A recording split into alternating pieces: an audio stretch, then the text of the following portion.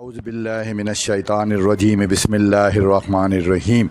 الحمدللہ رب العالمین الصلاۃ والسلام علیک یا خاتم النبیین۔ آج طالب علموں میں آپ کو آیت نمبر 29 سے 37 تک کا تلاوت اور اس کا ترجمہ جو ہے اور اس کے سوال اور جواب ہم ڈسکس کریں گے۔ اللہ تعالیٰ ہمیں اور آپ کو قرآن پاک پڑھنے، سمجھنے، اس پر غور و فکر کرنے اور تدبر کرنے کی توفیق عطا فرمائے۔ آیت نمبر 29، یا ایھا الذین آمنوا ان تتقوا اللہ، یا ایھا الذین آمنوا، اے وہ لوگو جو ایمان لا چکے ہو، جسے مختصراً ہم مومن بھی کہتے ہیں کہ مومنوں۔ یا ایھا الذین آمنوا، اللہ تعالیٰ ایمان لانے والے مسلمانوں سے مخاطب ہیں۔ ان تتقوا اللہ، اللہ سے ڈرتے رہو، اللہ سے ڈرتے رہو تو وہ تمہارے یجعل لکم فرقانا، تو اللہ تعالیٰ تم میں امر فاروق پیدا کر دے گا، تمہیں دوسروں سے ممتاز کر دے گا، تمہیں عزت والوں میں شامل کر دے گا۔ وَيُكَفِّرْ عَنْكُمْ سَيِّئَاتِكُمْ، اور وہ تمہارے گناہ مٹا دے گا جو تمہارے نامہ اعمال میں درج ہو چکے ہیں، یا جو اسلام لانے سے پہلے، ایمان لانے سے پہلے تم میں تھے۔ وَيَغْفِرْ لَكُمْ، اور وہ تمہیں بخش دے گا، اور خدا بڑے فضل والا ہے۔ یہاں پر ایک چیز آپ دیکھ رہے ہیں کہ اللہ تعالیٰ نے ایمان والوں میں سب سے پہلی بات تقوی کی، یعنی کہ اللہ سے ڈر۔ اللہ کا ڈر جو ہے وہ یہ نہیں ہے کہ ہمارا کپ کپانا یا ہمارا لرزنا، بلکہ اللہ تعالیٰ کے ڈر سے مراد اللہ تعالیٰ کی احکامات کی پیروی کرنا، یعنی اللہ تعالیٰ ہمیں قطع رحمی سے روکتا ہے اور صلہ رحمی کا حکم دیتا ہے، یعنی کہ رشتہ داروں کے ساتھ رشتہ داریاں قائم کریں، اور اسی طرح ظلم سے باز رہنے کے لیے کہتا ہے، جھوٹ سے دور رہنے کے لیے کہتا ہے، امانت میں خیانت نہ کرنے کے لیے احکام دیتا ہے۔ اگر ہم ان چیزوں پر عمل کرتے ہیں کہ ہم ظالموں میں شامل نہ ہوں، ہم ظلم نہ کریں، ہم کاذب اور فاسق نہ بنیں، ہم منافق نہ ہوں، ہم قطع رحمی کرنے والے نہ ہوں، تو یقیناً اس کا مطلب ہمارا دل، ہمارا نفس اللہ تعالیٰ کی طرف رجوع کر رہا ہے اور اللہ سے ڈرتا ہے۔ اور اگر ہم اللہ تعالیٰ سے ڈرتے رہیں گے تو اللہ تعالیٰ نے اس کے انعامات میں سب سے پہلی چیز کہ وہ ہمیں دوسروں سے امر فاروق پیدا کر دے گا، یعنی ہمیں دوسروں میں ممتاز کر دے گا، یعنی ہمیں عزت والا بنا دے گا۔ وَيُكَفِّرْ عَنْكُمْ سَيِّئَاتِكُمْ، اور وہی اللہ ہمارے تمام گناہ مٹا دے گا ہمارے نامہ اعمال سے اپنی رحمت سے۔ وَيَغْفِرْ لَكُمْ، اور وہ اللہ ہمیں بخش دے گا، کیونکہ اللہ بڑی فضل کرنے والا ہے۔ وَإِذْ يَمْكُرُ بِكَ الَّذِينَ كَفَرُوا لِيُثْبِتُوكَ أَوْ يَقْتُلُوكَ أَوْ يُخْرِجُوكَ وَيَمْكُرُونَ وَيَمْكُرُ اللَّهُ وَاللَّهُ خَيْرُ الْمَاكِرِينَ۔ یہ آیت ہجرت مدینہ کی طرف جو ہے اشارہ کر رہی ہے، اور اس میں نبی صلی اللہ علیہ وآلہ وسلم سے اللہ تعالیٰ یہ فرما رہے ہیں کہ اے محمد صلی اللہ علیہ وآلہ وسلم، اس وقت کو یاد کرو جب کافر لوگ تمہارے بارے میں چال چل رہے تھے، یعنی کہ جب کفار نبی صلی اللہ علیہ وآلہ وسلم کی تبلیغ سے اور اسلام کے خوف سے بہت زیادہ خوفزدہ ہونے لگے، تو ان کے سب سرداروں نے مل کر ایک فیصلہ کیا کہ یا تو محمد صلی اللہ علیہ وآلہ وسلم کو قید میں ڈال دیں، یا انہیں جلا وطن کر دیں، یا پھر نعوذ باللہ قتل کر ڈالیں۔ ایسی حالات میں جب کہ رات کے وقت نبی صلی اللہ علیہ وآلہ وسلم کا گھر کا محاصرہ کر لیا گیا اور نبی صلی اللہ علیہ وآلہ وسلم گھر کے اندر موجود تھے، تو تمام کے تمام کفار وہ اس بات کے منتظر تھے کہ شاید رات تھوڑی گہری ہو جائے تو وہ جو ہے نبی صلی اللہ علیہ وآلہ وسلم کو قتل کر دیں گے، یا نبی صلی اللہ علیہ وآلہ وسلم اگر گھر سے باہر کی طرف نکلیں تو انہیں گرفتار کر کے جلا وطن کر دیا جائے یا انہیں مار دیا جائے۔ لیکن ایسے میں اللہ تعالیٰ نے نبی صلی اللہ علیہ وآلہ وسلم کو یہ حکم دیا کہ آپ سورہ یاسین کی تلاوت کرتے چلے جائیں اور اس طرف سے دروازے سے نکل جائیں۔ لہذا نبی صلی اللہ علیہ وآلہ وسلم دروازہ کھول کر اور ان کے سامنے سے جو ہے چلے گئے اور سورہ یاسین کی تلاوت کرتے رہے، اور اپنی جگہ حضرت علی رضی اللہ تعالی عنہ کو اپنے بستر پر سلا دیا۔ لیکن دشمن کی تمام چالیں بیکار کی بیکار اور بے سود رہ گئیں، کیونکہ اللہ تعالیٰ جب کسی کو بچانا چاہتا ہے تو وہ اسی طرح آنکھوں کے سامنے سے دھول جھونکتا ہوا لے جاتا ہے۔ اور نبی صلی اللہ علیہ وآلہ وسلم اسی طریقے سے آیات قرآنی پڑھتے ہوئے، سورہ یاسین کی تلاوت کرتے ہوئے ان کے آنکھوں کے سامنے سے چلے گئے، اور جب صبح اٹھے تو صبح جب کفار نے دیکھا یہاں تو حضرت علی ہیں تو ان میں ایک ہلچل سی مچ گئی۔ وَإِذَا تُتْلَى عَلَيْهِمْ آيَاتُنَا قَالُوا قَدْ سَمِعْنَا لَوْ نَشَاءُ لَقُلْنَا مِثْلَ هَذَا إِنْ هَذَا إِلَّا أَسَاطِيرُ الْأَوَّلِينَ۔ اور جب ان کو ہماری آیتیں پڑھ کر سنائی جاتی ہیں، ان سے مراد کفار مکہ، سردار قریش، جب ان کو ہماری آیتیں پڑھ کر سنائی جاتی ہیں تو کہتے ہیں یہ کلام ہم نے سن لیا ہے، کیونکہ وہ تو بے شک شرت دواب تھے کہ گونگے اور بہرے جانور سے بدتر ہو چکے تھے، تو وہ اکثر یہ کہا کرتے تھے کہ یہ کلام تو ہم نے سن لیا ہے، اور اگر ہم چاہیں تو اسی طرح کا کلام ہم بھی کہہ دیں۔ اور یہ ہے ہی کیا، صرف اگلے لوگوں کی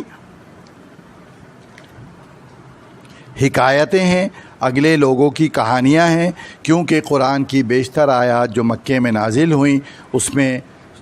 بنی اسرائیل قوم کی اور دوسرے قوموں کا تذکرہ کیا گیا، لہٰذا کفار مکہ اس بات کو صرف اس بات پہ ہی دلیل دیتے تھے کہ یہ قرآن کی آیتیں جو ہیں یہ فقط جو ہیں وہ صرف یہ ہیں کہ حکایتیں اور کہانیاں جو ہم سے پہلے لوگ گزر گئے ان کی ہیں، اور اس طرح کی آیات تو ہم بھی لکھ سکتے ہیں اور کہہ سکتے ہیں۔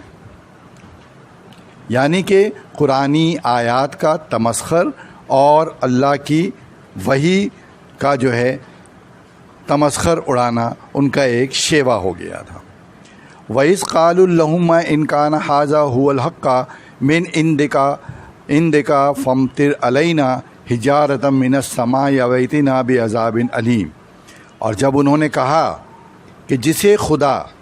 اگر یہ قرآن تیری طرف سے برحق ہے، اور پھر انہوں نے نبی صلی اللہ علیہ وآلہ وسلم کی طرف ایک پیشکش کی کہ اگر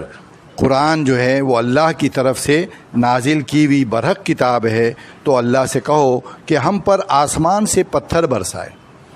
یا کوئی اور تکلیف دینے والا عذاب بھیج دے، اور خدا ایسا نہ تھا۔ ٹھیک ہے نا؟ اور تو یہاں پر ایک چیز دیکھیں کہ قریش کے جو لوگ تھے، کفار مکہ تھے، قرآن کا تمسخر مذاق اڑانا اور نبی صلی اللہ علیہ وآلہ وسلم سے یہ کہنا کہ اگر قرآن جو ہے وہ اللہ کی طرف سے برحق کتاب ہے اور ہم اسے نہیں مانتے تو ہم پر بھی آسمان سے پتھر برسا دیا جائے یا کوئی اور تکلیف دینے والا عذاب بھیج دیا جائے۔ وما کان اللہ لیعذبہم وانت فیہم وما کان اللہ معذبہم وہم یستغفرون، اور خدا ایسا نہ تھا کہ جب تک تم ان میں تھے انہیں عذاب دیتا۔ یہ تو نبی صلی اللہ علیہ وآلہ وسلم کی برکت، اور اللہ تعالیٰ نے یہ فرمایا کہ اے محمد صلی اللہ علیہ وآلہ وسلم وما ارسلناک الا رحمۃ للعالمین، آپ تمام جہانوں کے لیے رحمت للعالمین بنا کر بھیجے گئے۔ لہٰذا یہ کیسے ہو سکتا تھا کہ اس وقت جب آپ ان لوگوں میں موجود ہوں تو وہاں پر اللہ تعالیٰ جو ہے وہ اپنا عذاب بھیجتا۔ لہٰذا اللہ تعالیٰ نے یہاں پر یہی چیز فرمایا اور یہی بات فرمائی کہ اور خدا ایسا نہ تھا کہ جب تک تم ان میں تھے انہیں عذاب دیتا۔ اور نہ ایسا تھا کہ وہ بخشش مانگے اور انہیں عذاب دے دے۔ یعنی کہ کفار مکہ کے پاس دو ہی راستے تھے، یا تو وہ اللہ تعالیٰ سے اپنی گناہوں پر بخشش مانگے تو اللہ تعالیٰ انہیں بخش دے گا، یا پھر جو ہے محمد صلی اللہ علیہ وآلہ وسلم کے ہونے کی وجہ سے ان پر آسمانی عذاب یا اللہ تعالیٰ کی طرف سے کوئی عذاب جس طرح کے پچھلی قوموں پر نازل ہوا تھا کرتا۔ وما لهم اللہ يعذبوهم اللہ وهم يصدون عن المسجد الحرام وما كانوا اولیاء ان اولیاء الا المتقون ولكن اکثرهم لا يعلمون۔ اور اب ان کے لیے کون سی وجہ ہے کہ وہ انہیں عذاب نہ دے جبکہ وہ مسجد محترم خانہ کعبہ میں نماز پڑھنے سے روکتے ہیں، مسجد الحرام میں محمد صلی اللہ علیہ وآلہ وسلم اور دوسرے صحابہ کو نماز پڑھنے سے روکتے ہیں، اور وہ اس مسجد کے متولی بھی نہیں ہیں، جبکہ مسجد الحرام کے متولی وہ نہیں ہیں، نہ اس کو سنبھالنے والے اور نہ یہ، کیونکہ یہ اللہ کا گھر ہے۔ اس کے متولی تو صرف پرہیزگار ہیں۔ اللہ تعالیٰ یہ فرما رہے ہیں کہ مسجد الحرام کے متولی، اس کی دیکھ بھال کرنے والے، اس کی صفائی ستھرائی کرنے والے لوگ تو صرف پرہیزگار، اللہ تعالیٰ سے ڈرنے والے، لیکن ان میں کہ اکثر نہیں جانتے، وَلَكِنَّ أَكْثَرَهُمْ لَا يَعْلَمُونَ۔ تو قریش مکہ اور کفار مکہ نبی صلی اللہ علیہ وآلہ وسلم کو نماز پڑھتے ہوئے تنگ بھی کرتے تھے۔ اور ایک چیز یہاں پر ایک بتاؤں کہ ایک دفعہ نبی صلی اللہ علیہ وآلہ وسلم مسجد الحرام میں نماز ادا کر رہے تھے تو ابو لہب اور اس کے کچھ ساتھیوں نے کچھ نوجوانوں کو تیار کیا اور مسجد الحرام سے کچھ فاصلے پر ایک اونٹ ذبح ہوا تھا، جس اونٹ کی اوجڑی کو لا کر نبی صلی اللہ علیہ وآلہ وسلم جب سجدے میں گئے تو ان کے کمر پہ رکھ دیا گیا۔ اس اونٹ کی اوجڑی کی وزن کی وجہ سے نبی صلی اللہ علیہ وآلہ وسلم جو ہیں وہ لمبے سجدے میں رکے رہے اور اٹھ نہیں پا رہے تھے، لہٰذا حضرت فاطمہ رضی اللہ تعالیٰ عنہ نے جب دیکھا کہ میرے بابا کے اوپر ان کفار نے یہ اوجڑی رکھ دی ہے تو وہ بھاگتی ہوئی آئیں اور آنے کے بعد اس اوجڑی کو دھکا دیا جس سے وہ اوجڑی زمین پر گر گیا اور نبی صلی اللہ علیہ وآلہ وسلم اٹھ گئے۔ ایک دفعہ اور جب نبی صلی اللہ علیہ وآلہ وسلم نماز ادا کر رہے تھے تو کفار مکہ اور قریش کے سرداروں نے آپ کو مارنے کی کوشش کی اور ایک چادر آپ کے گردن میں ڈال کر اور اس کو مخالف سمت سے دونوں طرف سے جو ہے کھینچنا شروع کر دیا، جس کی وجہ سے نبی صلی اللہ علیہ وآلہ وسلم کی سانس تھوڑی سی رکنے لگی۔ وہاں پر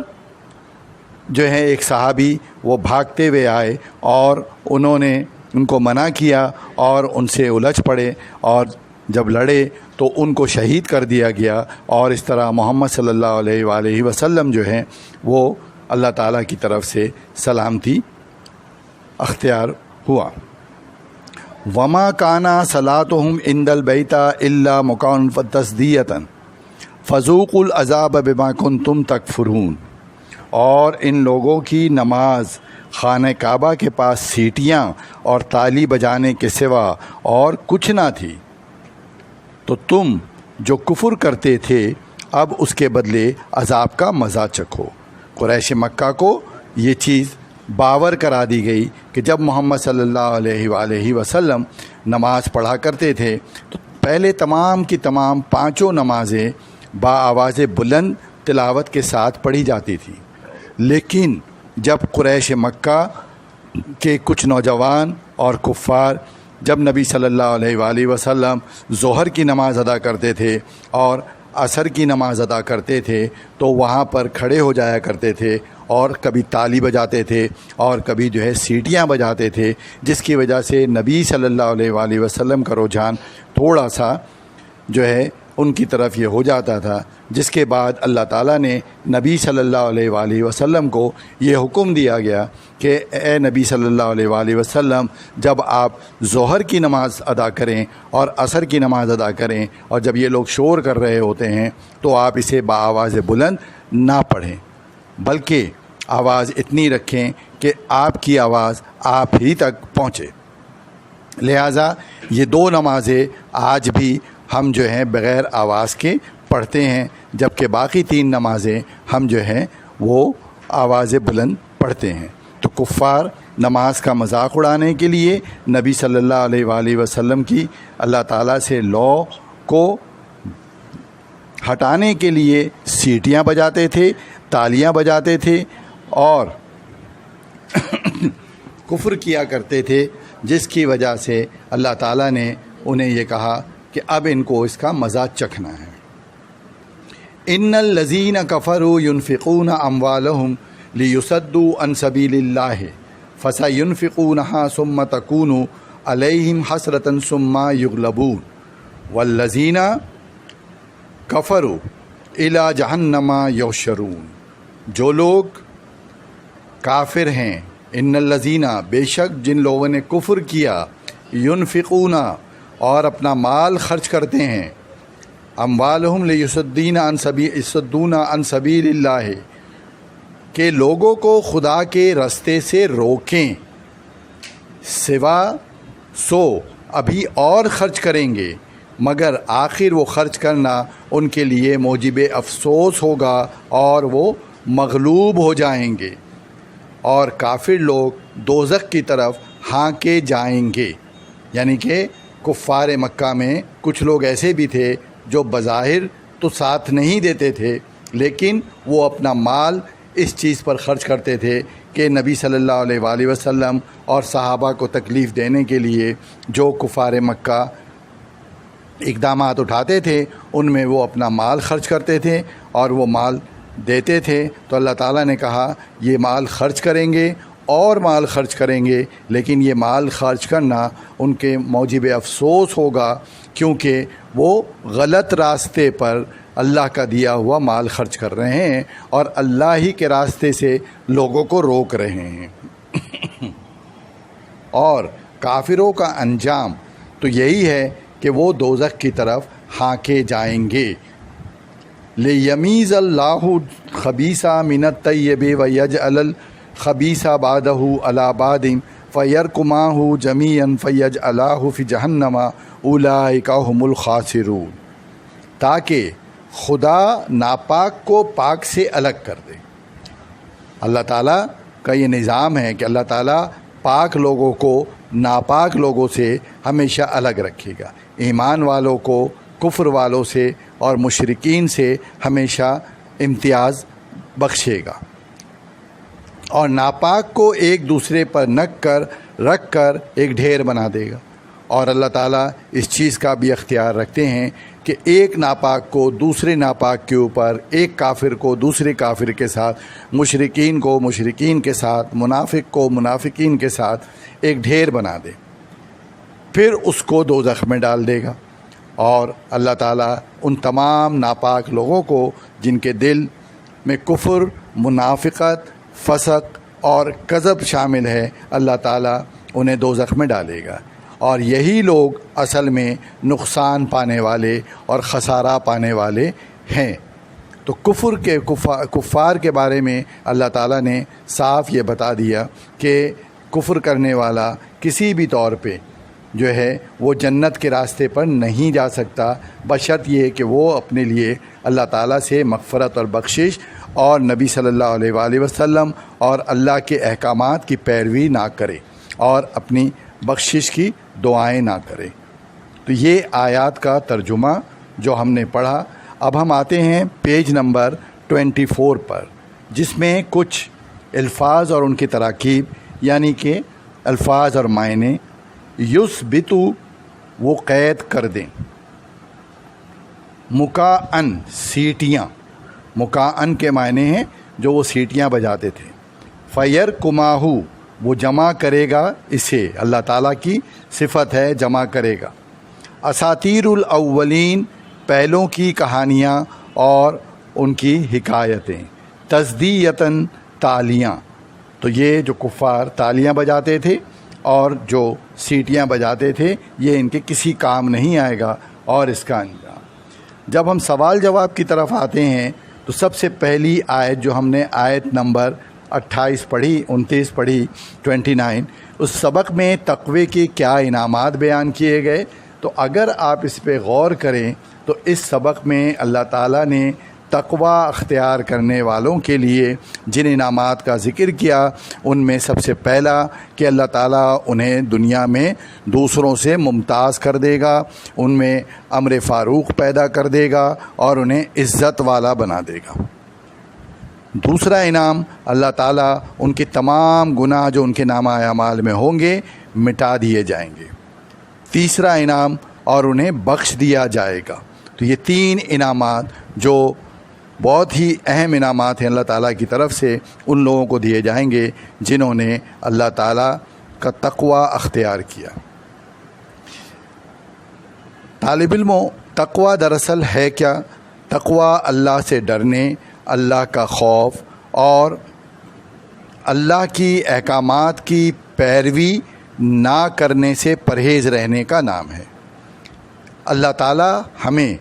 اور آپ کو تقوی اختیار کرنے کی توفیق عطا فرمائے، یعنی ہمیں صلہ رحمی کرنے والا بنائے، قطع رحمی سے باز رہنے والا بنائے، منافقت اور مشرکت اور کفر سے بچائے، جھوٹ، فسق اور منافق ہونے سے بچائے، اور قرآن پاک پڑھنے اور قرآن پاک سمجھنے اور اس پر عمل کی توفیق عطا فرمائے۔ اللہ تعالیٰ ہمیں اور آپ کو اور ہمارے گھر والوں کو ایمان صالحہ عطا فرمائے۔ وآخر دعوانا ان الحمد للہ رب العالمین۔